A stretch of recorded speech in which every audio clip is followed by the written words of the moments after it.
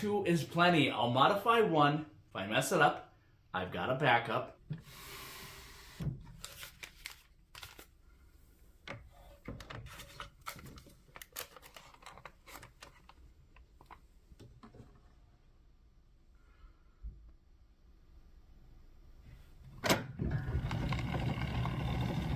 Today we'll take a look at the Spoolbox portion of our player piano. First, I'll remove this top section from the lower player stack. We'll take a closer look at these stack parts in a later episode.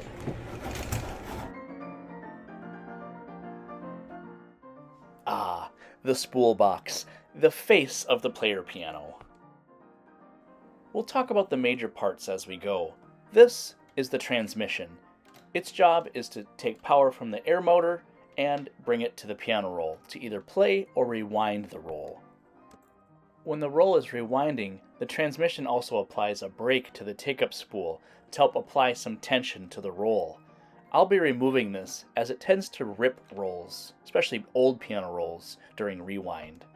A brake is also applied to the top spool chuck when the roll is in the play position to help keep that roll tight against the tracker bar. This I will leave. This transmission's pretty filthy and needs a good cleaning.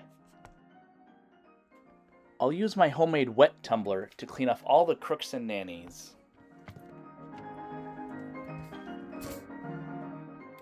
We'll check back on this in a little bit. Okay, time to tear down the rest.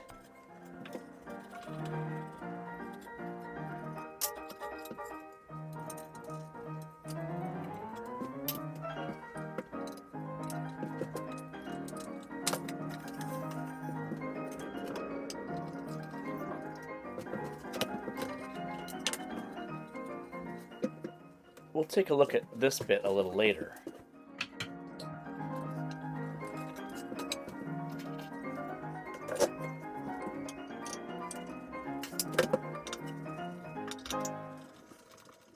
All that to get to this take-up spool. The take-up spool is what pulls the piano roll over the tracker bar when the roll is playing. Now, this auto piano player system that we're working on is billed as a deluxe system, but it only offers one hook to pull the piano roll. Many other manufacturers that I've seen have multiple hooks, and I find that makes them much more user-friendly from an interfacing standpoint. Nitpicky? Of course. The player piano I currently have in my house had a take-up spool that was this exact same way, and I found it so annoying, so I modified it. I used some hooks that I salvaged off, I believe, an Angelus player system. I find it much more user-friendly to always have a hook right there waiting to grab onto the piano roll. Unfortunately, I don't have any more Angelus hooks like this, but I think I have another idea to modify our take-up spool. This is an Auto Piano brand spool box that was used in an American photo player. Here, they used 3 hooks per take-up spool to allow for quick roll changes. I'd like to copy this design, but I don't want to modify the original take-up spool out of our Hadorf project, so I want to find a spare. Welcome to my Isle of Golden Dreams, or as I like to call it, my above-ground landfill.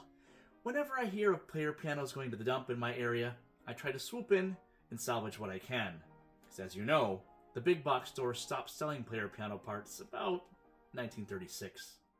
There's gotta be a spare take-up spool in here somewhere.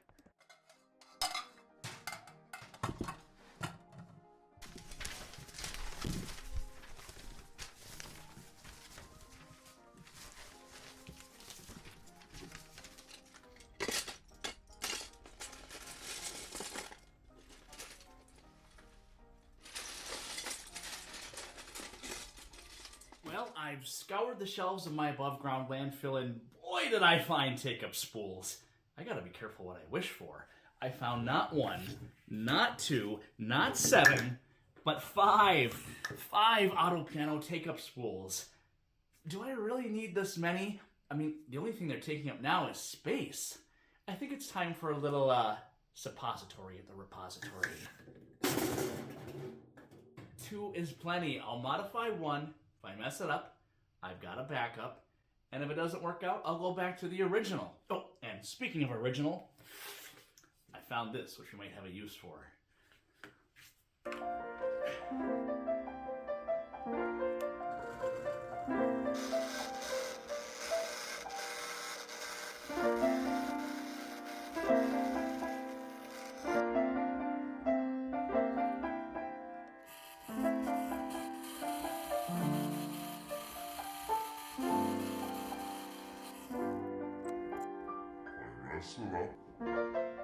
Well, I'm not too surprised, but I got the spacing between the notches a little bit off, and I'm just not quite happy with it.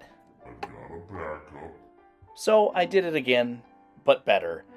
It's not perfect, but I can live with it. Oh, better check on that transmission.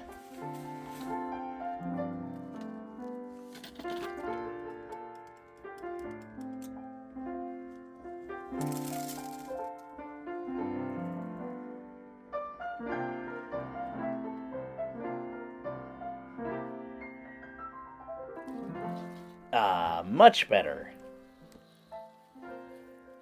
This is the tracker bar that reads the holes in the paper player piano roll. Each hole in the tracker bar represents a single note in the scale on the piano, and it's tubed, in this case with lead tubing, to a rail that helps spread those holes out along the width of the piano. On the auto pianos I've restored in the past, I've always replaced this lead tubing, but this stuff is in such good shape. To try and preserve the antique look of this piano, I decided to retain this lead tubing and sealed the inside. Once the sealant had dried, I used this bubble jar to test for any leaks. The bubble jar allows me to visualize leaks. This tube on the right is connected to a suction source. The tube on the left is where any infiltrating air will pass through. In this case, through this silicone tip. Air will flow through here, down through this tube into the water, and create bubbles. I'll turn on the vacuum source. With the tracker bar sealed off with masking tape, air should not be able to pass through these tubes unless there's a leak. I tested every single tube this way. In a player piano, air leaks are our worst enemy. In this case, they might cause a note to play when we don't want them to.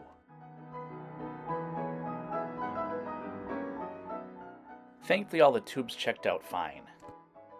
Next, let's take a look at this thing. This is the tempo indicator for our Spoolbox. As you can clearly see, you can't. This is what it should look like. At least, it's the same design. This is one I restored a few years ago for my 1917 auto piano.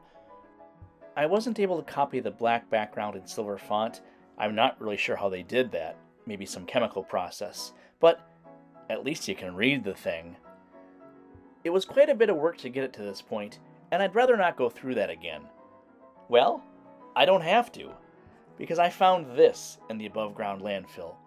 It's from an auto piano, probably 1915 or 1916.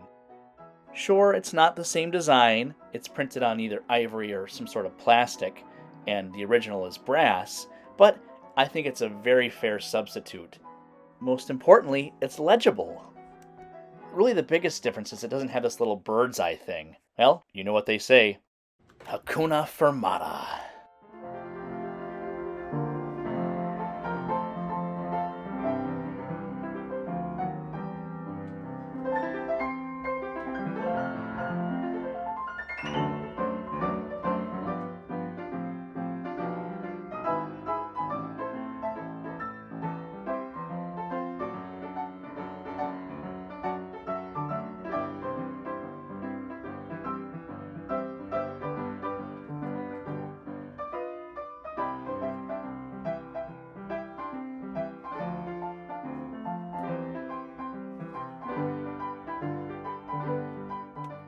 I can just hear some of you shouting at your keyboards right now. Why no shiny the tracker bar? Well, I didn't polish the tracker bar because that's purely a cosmetic choice, and I want this piano to look like an antique, because it is.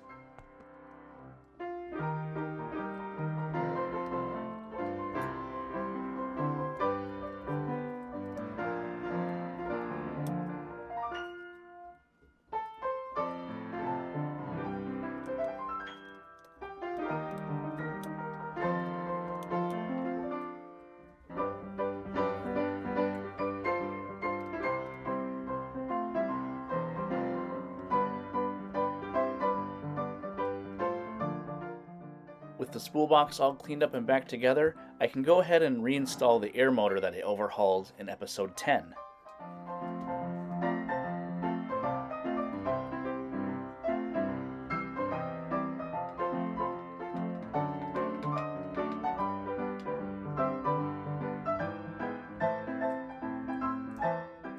Ooh, a chance to show you a cool tool. Every single screw in this player piano is the antique slotted style. As many of you know, these fasteners aren't the most user-friendly, but it's what they had back then, and it's what I continue to use. In tight spaces, it can be a challenge to get those screws started in their threaded hole, especially if the screwdriver doesn't have a good grab on the slot. That's where this screwdriver comes in. The tip is adjustable so it can be bound into the slot of the screw, holding the screw in place on the tip of the screwdriver. This is especially useful in tight places where your hand won't fit to start the screw manually. Given the somewhat delicate nature of this design, I only use it to start screws. Once they're in place, I'll come in with a traditional screwdriver and tighten them down. Cool tool!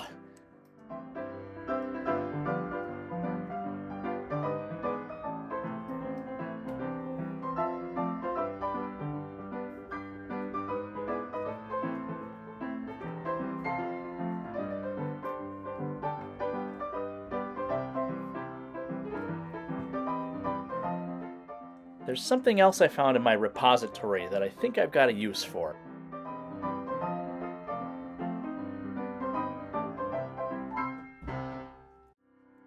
No, the Hadorf player piano didn't have this name tag originally, of course, but I gotta boast that brand loyalty, come on.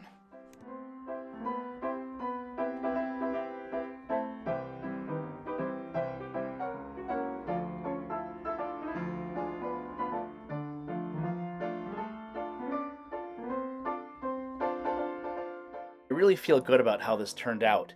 I know that all the mechanics are good because I've gone through everything, but I was able to maintain the antique look while still keeping it looking respectable and clean.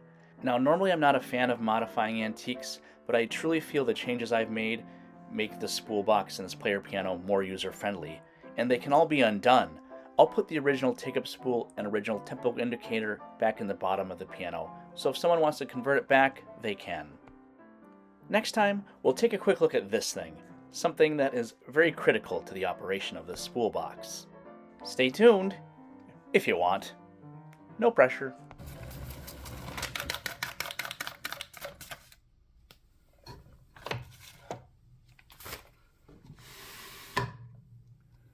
Now this has taken the idea of antique charm a little far.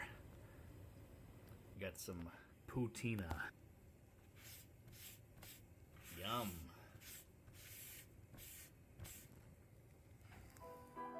I want to take a quick moment to say thank you to everybody who's left encouraging comments, and to those who have left comments that aren't encouraging. Either way, it helps keep me going through this series. Like any new endeavor, this series is demanding a lot more of me, at least the videos are, to produce than I thought, but overall I'm thankful for the opportunity to share my work and that someone's willing to watch. I do truly feel like I'm stepping outside the vacuum. Thank you to those who are engaging with me. It means a lot. Have a good day.